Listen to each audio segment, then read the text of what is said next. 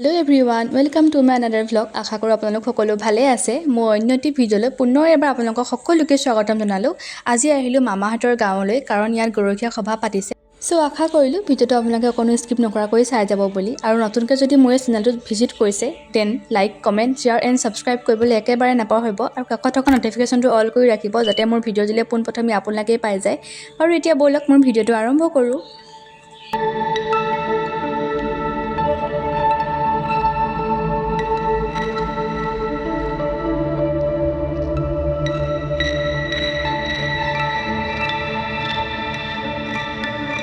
মামাহঁতৰ ঘৰলৈ যোৱা বুলি ক'লে যিটো হেঁপাহ মনত জাগে, সেইটো চাগে আপোনালোকক কথা কৈ বুজাই শেষ কৰিব নোৱাৰোঁ।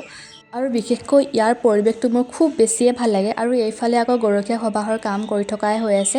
আহি আমি চাকি জ্বলাই ল'লোঁ। ইয়াত চাকি জ্বলালে হেনো মনৰ আশাবোৰ পূৰণ হয়। চ' সেইটো ভাবি আৰু সকলোৱে ভাল হওক ভাবি চাকি জ্বলাই ল'লোঁ প্ৰথমতে আহি।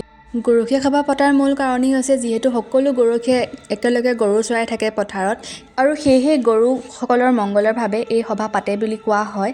আৰু তাৰ বিশেষ মই একো নাজানো, যিখিনি জানো মই সেইখিনিকে কৈছোঁ বাৰু। আৰু এই সভা মাঘ আৰু ফাগুন মাহতে পতা হয় বুলি কয়। পিছে আমাৰ ঘৰৰ পৰা বৌ আৰু মই গৈছিলোঁ মামাহঁতৰ গাঁৱলৈ। আৰু এয়া পিছে মোৰ মামীহঁতে, যিহেতু বহুত দিনৰ মই লগ পাইছোঁ, সেয়ে প্ৰথমতে ভিডিঅ'তে উঠাই দিলোঁ আৰু তেওঁলোকক। আৰু এতিয়া সকলোৱে বহি লৈ আছে নাম, আৰু আনফালে গোপিনীবোৰে কাটি আছে ভোজৰ কাৰণে বস্তুবোৰ, আৰু তাৰ লগতেই বনাই আছে আকৌ এইফালে ভোজ দেই। ভাবিলোঁ আপোনালোককো অকণমান মই দেখাই দিওঁ বুলি।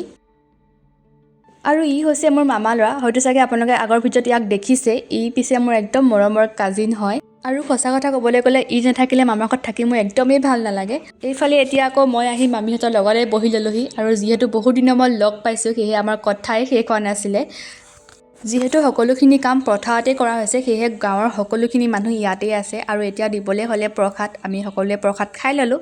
আৰু প্ৰসাদ খোৱাৰ পাছতে আকৌ দিলেহি পায়স। পায়সখন খাবলৈ গাইছ ইমান বেছি টেষ্টি আছিলে যেন এতিয়া মোৰ ভিডিঅ'টো এডিট কৰি থাকোঁতেও পায়সকণলৈ পূৰা মনত পৰি গৈছে।